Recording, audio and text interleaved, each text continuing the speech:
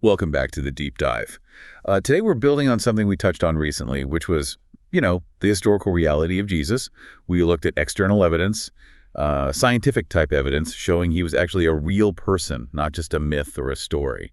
That's right. And well, for anyone who's maybe still thinking about that or just really curious about what comes next, today's deep dive is based on Stan Mackey's presentation, Jesus, God, or Just Man. And it tackles that huge question head on.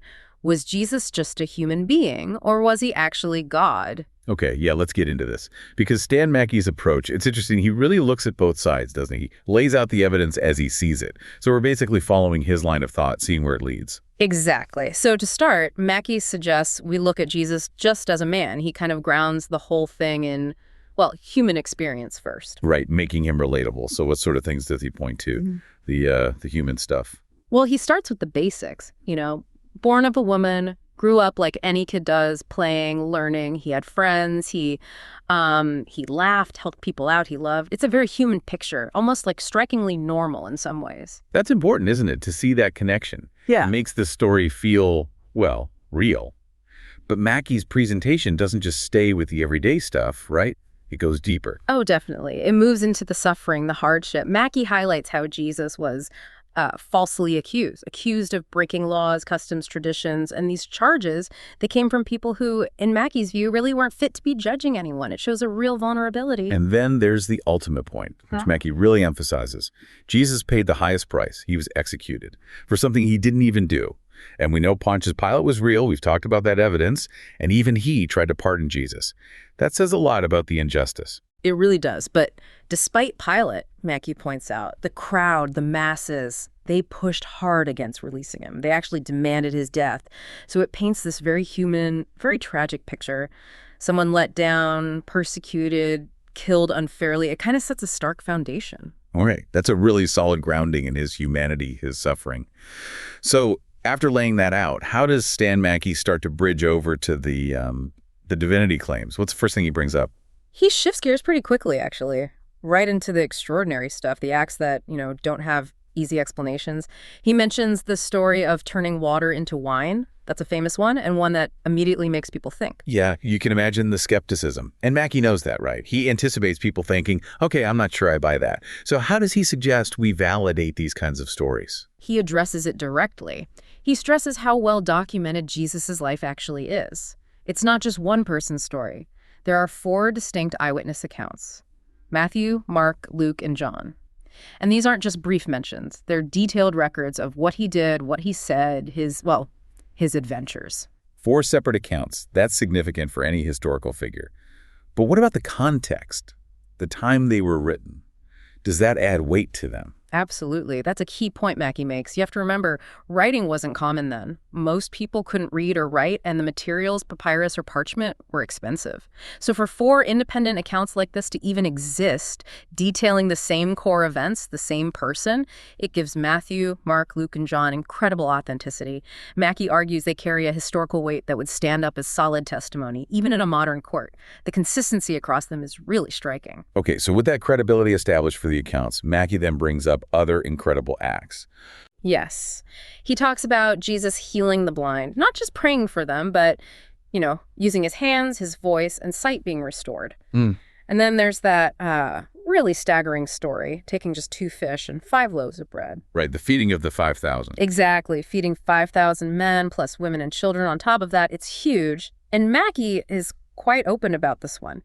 He says that even for him as a believer, that specific miracle felt the most unbelievable, personally, which is helpful, I think. It acknowledges why someone who doesn't believe might really struggle with the sheer scale of it.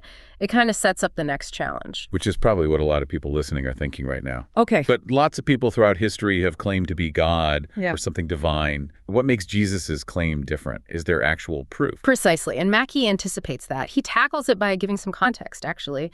He lists other figures throughout history who made similar claims, divine claims. It helps to compare. So who does he mention? Well, he goes way back first to Nimrod, described as a mighty one on earth in ancient times. The story goes he eventually became seen as the sun god, ascending into the sun. Okay, ancient mythology. Then Siddhartha Gautama.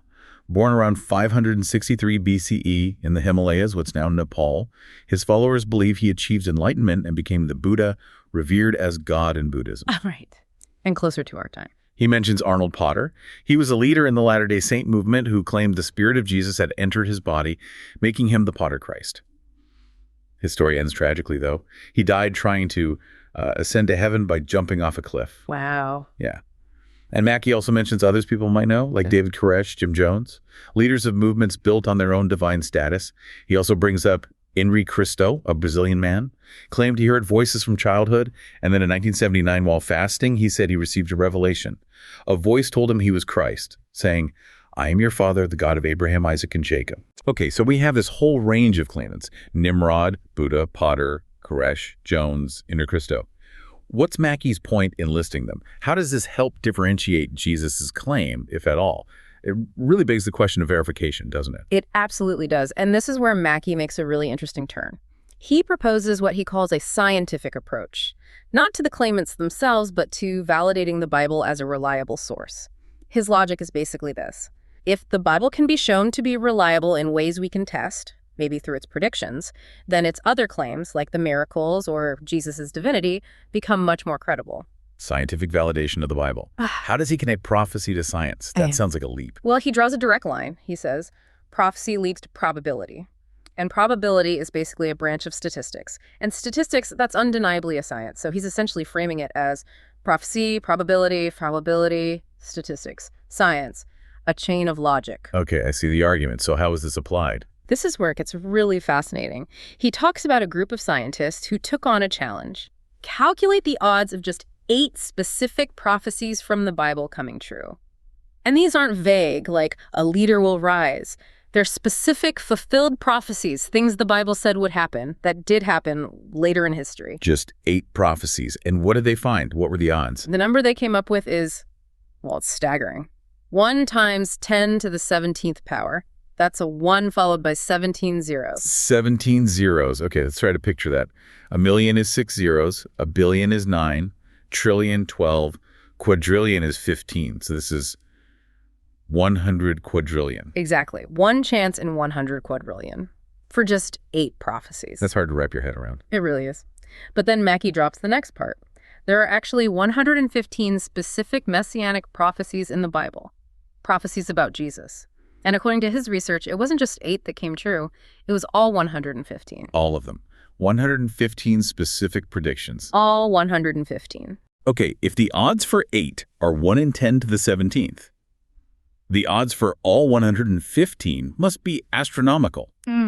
How does Mackey help us grasp that kind of number? He uses this incredible analogy. He says, imagine you could somehow take everything in the entire universe, every person, building, car, planet, star, galaxy, everything, and put it on a scale. Scientists have estimated the weight of all that mass. It's roughly 1 times 10 to the 80th power, a 1 with 80 zeros. Okay, the weight of the entire universe. Huge number. Right. Now compare that to the calculated probability for just 48 of those messianic prophecies coming true by chance. That probability is 1 times 10 to the 157th power. Wait, 10 to the 157th. It's vastly bigger than the number for the weight of the universe. Exactly. It's almost double the number of zeros. Mackey calls it out of this world, nonsensical in its sheer scale. It basically makes the idea of it happening by random chance seem utterly impossible. Calculating the odds for all 115 would result in a number so large it's almost meaningless to try and state it. Can you give a couple of examples of these prophecies, the specific ones? Sure. Mackey mentions Psalm 34:20. He keepeth all his bones. Not one of them is broken. And that relates to the crucifixion, right? When they didn't break Jesus' legs like the others? Precisely. Fulfilled in John 19:33. Then there's Isaiah 7:14. Behold, a virgin shall conceive and bear a son, and shall call his name Emmanuel. Which Christians see fulfilled in Matthew 1:23 with Mary and Jesus. Correct. And another powerful one is Micah 5:2. This was written about 700 years before Jesus was born. It predicted his exact birthplace.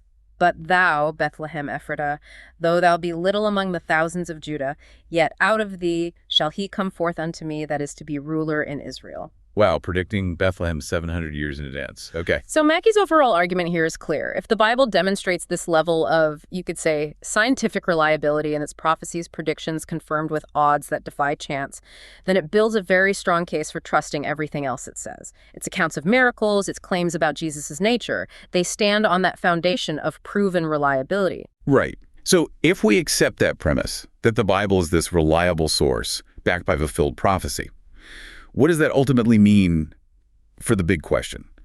Jesus, God, or just man? What's the final piece, according to Mackey? Well, beyond the miracles during his life, beyond the prophecies about his life, Mackey points to the ultimate event, Jesus rising from the dead. He suggests Jesus allowed himself to be killed, but that death wasn't the end. He didn't stay dead. The resurrection, for Mackey, is the absolute clincher. The resurrection is the final proof. And there's one more element, too, isn't there? A future claim. Yes.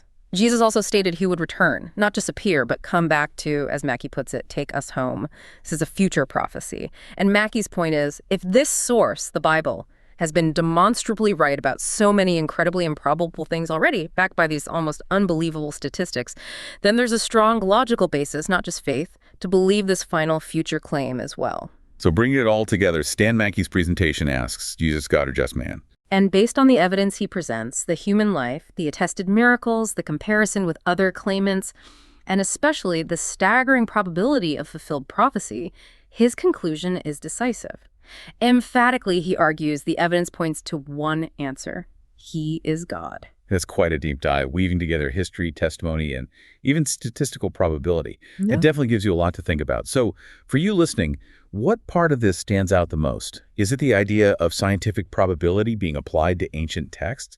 Does considering the sheer odds change how you view these claims? What new questions does this raise for you about belief, about evidence, about how we determine what's true, especially when dealing with the extraordinary? We really encourage you to keep exploring these ideas. Until next time, keep digging into the things that spark your curiosity.